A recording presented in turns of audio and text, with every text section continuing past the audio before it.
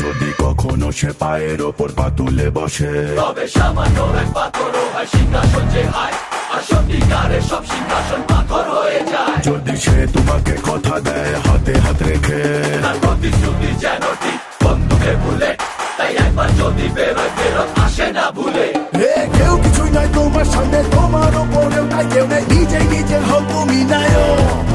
তাই নেই বড় বাচ্চা কি বললো, কেউ তোমাকে মানলো কিনা, তোমার যদি দম থাকে তো